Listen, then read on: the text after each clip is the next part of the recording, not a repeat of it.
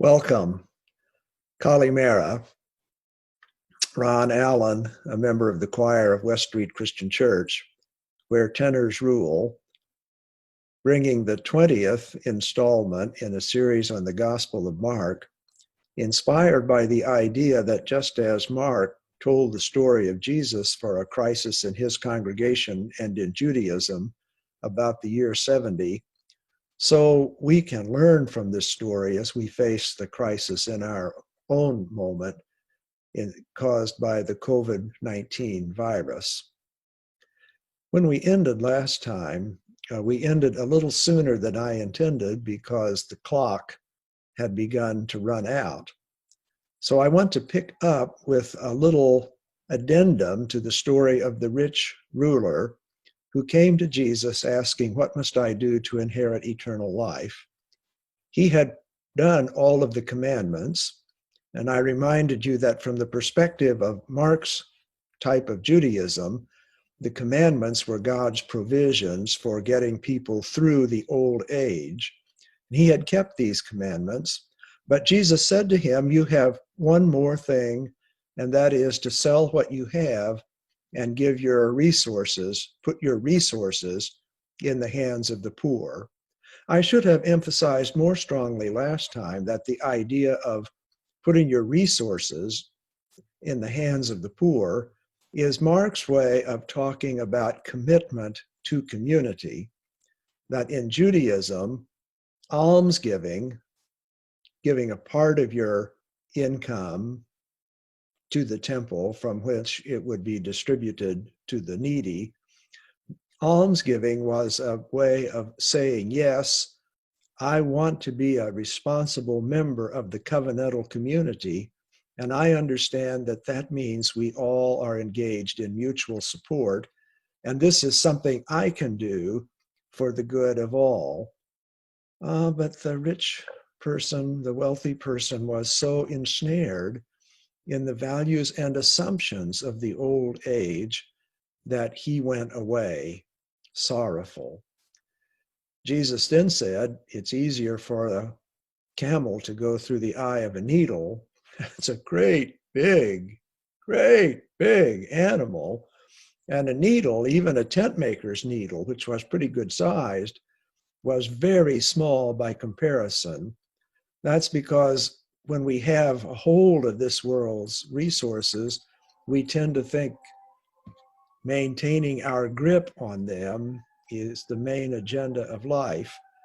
And Jesus reminds us that it is participating with others in building up community that is the real way to security as the water rises, so to speak, and floats the boat for all.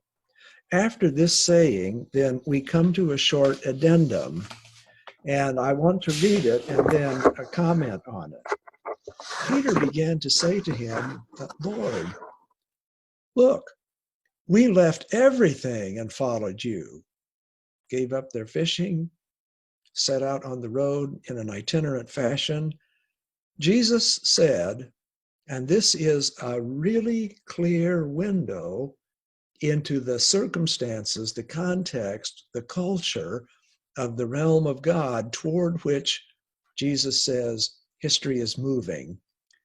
No one who has left house or brothers or sisters or mother or father or children or fields for my sake and for the sake of the good news, that is, the news that the great transformation is already underway, who will not receive in this age houses, brothers, sisters, mothers, and children, fields with persecutions, and in the age to come, eternal life. Meaning that if you cut your ties with the old age, in God's extraordinary providence, God has already provided a community, a new family, who by living together provide resources for one another, but freed from the shackles, the sin, the idolatry, the exploitation, the manipulation, the secrecy, the polarization of the old age. And after the great transformation, in the age to come, then these qualities of life go on forever. Important point to note here, as a kind of sidebar in our ongoing discussion, this is a very clear demonstration that in the mind of Mark, the realm of God is another world with its own material dimension. It's just that the materials of that world are no longer subject to decay and breaking down as they are in this world. There is then in the story a little repetition on Jesus' part that ahead, as a part of the movement to the great transformation, he will be put to death. That's what the powers of the old age do. They try to extinguish the possibility of transformation, and he will rise from the dead. Then James and John, the sons of Zebedee, part of the leadership council of the disciples, if you will, say to him, "Teacher, we want you to do for us whatever we ask of you." Now, Jesus is the master teacher, and so he does indeed get them to clarify what it is that they want. He said to them, "What is it that you want me to do for you?" And they said to him, "Grant us to sit one at your right hand and one at your left in glory." Do you see what the disciples who have been with Jesus now 10 chapters are doing? They are assuming that the world to come, the life of the realm of God, will simply be a repetition of the structure of the present age, but shaped in such a way where they will be the power brokers and not Caesar, not the traditional symbols of power in the old age. But Jesus said to them, "You do not know what you are asking," meaning you do not yet have an adequate grasp of this message, and you are not yet living into it in the way that you should. You do not know what you are asking. Are you able to drink the cup that I drink, or be baptized with the baptism with which I am baptized? These cup and baptismal references are, of course, to his death. And they hearken back to that little phrase we mentioned earlier, with persecutions. When you leave the old age and you join the movement toward the new, there will inevitably be conflict. And the death of Jesus is the archetypal example. It goes completely against the grain. His teaching goes completely against the grain of the old age. And so he must, according to the powers of the old age, be put to death. They replied, "We are able." We know, of course, as they get near the death of Jesus, when the trial is taking place, the disciples distance themselves from Jesus. And by emphasizing their answer here, "We are able," Mark is asking the readers, the congregation then, and by extension, our congregation, are we able to withstand the conflict between the realm of God and the rulers, the principalities, the powers, the values, the behaviors of the old age? And he says to them, apropos of that comment with persecutions, "The cup that I drink, you will drink. The baptism with which I am baptized, you will be baptized." They will suffer in their own way because of their confidence in the coming new world. But to sit at my right hand, at my left, is not mine to grant, but it is for those for whom it has been prepared. Now, this is a very complicated verse. We cannot go into it now. What I wish to call to your attention is that it assumes a difference in role between the old and the new.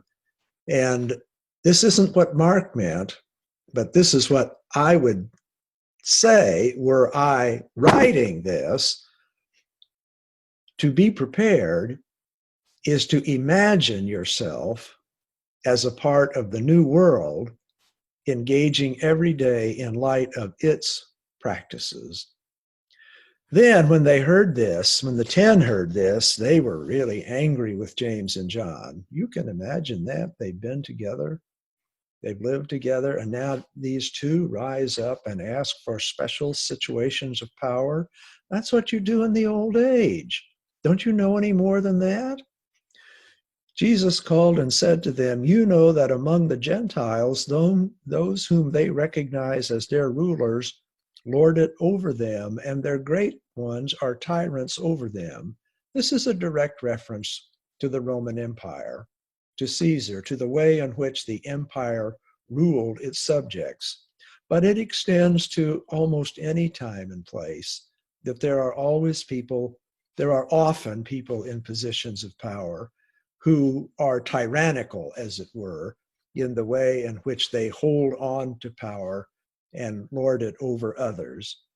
But it is not to be so among you, and the you is plural here. Whoever wishes to become great among you must become your servant, and whoever wishes to be first among you must be slave of all. Serve here means put your resources, your energy, your time at the benefit of the community as a whole. You don't grab and hold to yourself. You give yourself fully, willingly, freely to those things that will bring about more love, peace, justice, joy, mutuality, support, care, and material abundance. And then this great line, for the Son of Man, Jesus, came not to be served. That's what the rulers in the old age do. They want others to serve them. That's what so many of us in positions of authority do. We set up circumstances so that others will serve our purposes. The Son of Man came not to be served, but to serve. That is, to do finally and fully all that he can to point toward the possibility for transformation and to give his life as a ransom for many. The word ransom here has to do not with the paying off the devil, but is an image brought from the marketplace where the ransom was the price paid in order to free a slave who was on the block. What Jesus has done in announcing the realm of God and leaving his resurrection presence in the world is to provide a way forward that offers freedom, real freedom for all.